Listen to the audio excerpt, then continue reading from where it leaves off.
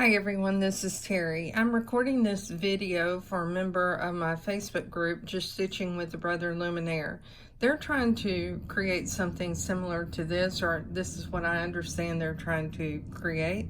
So what I'll do is go back to the very beginning and show you the steps by just deleting this design.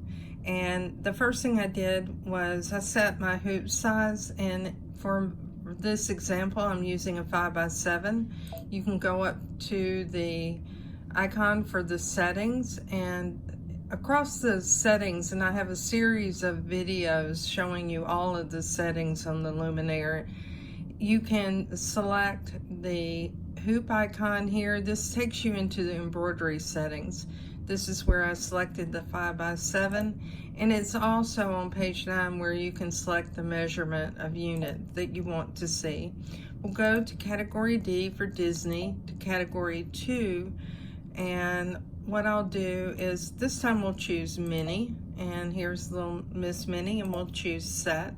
Now we can move this design down. You can do this with your finger, and you can also use the tool that came with your machine, although I prefer the mouse or using my hands.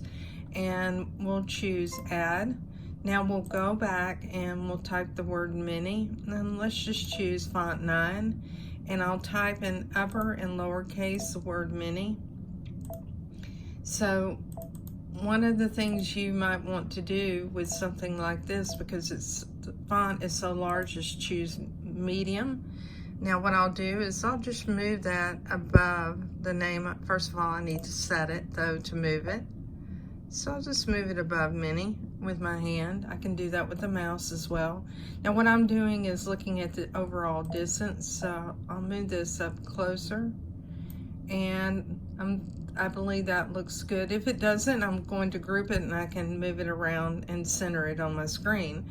So right here on the bottom is a group icon, and my finger's right over it. I'll select that, and if you select the 3 colors, this allows you to choose all of the items.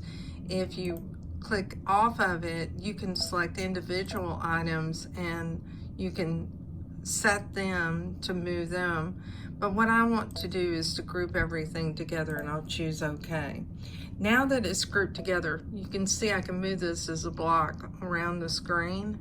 I want to move it to the center of the screen, so I'll choose Edit.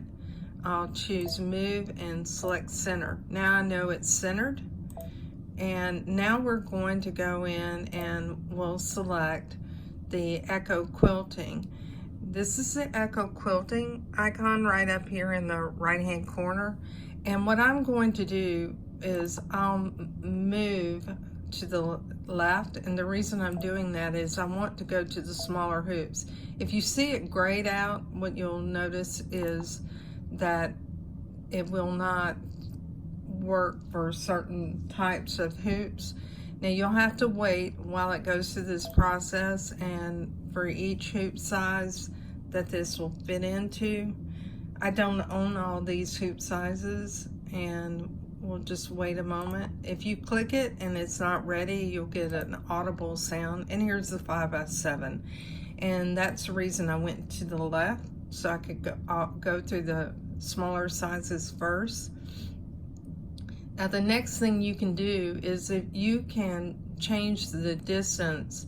So if you want this to be further away from the overall design, you can choose that, and we'll see what happens. I don't want any stitches between Minnie and her name, so we'll see what we get. And here we go. So you see I've managed to remove a couple of those. I'm going to increase it just a little bit more.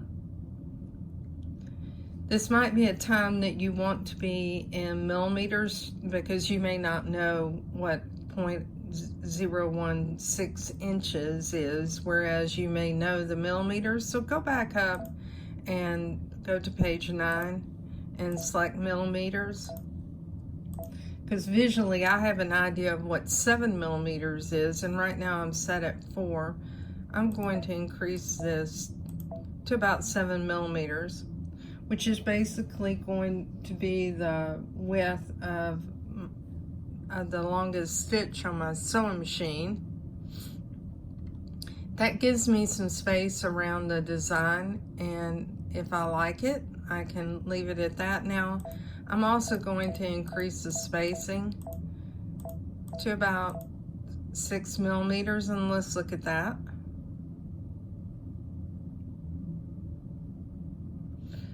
And if you're satisfied with it, this is a good time to choose OK and to save it to memory and stitch it out. So you can save it to your USB stick. Mine's not in my machine, so I'll save it to the built-in memory. I hope this answers the question from the viewer, and if you have any questions and you want me to try to go through it on a video for you and you're a member of our group, I'm more than happy to do that. Thanks everyone, and have a great day.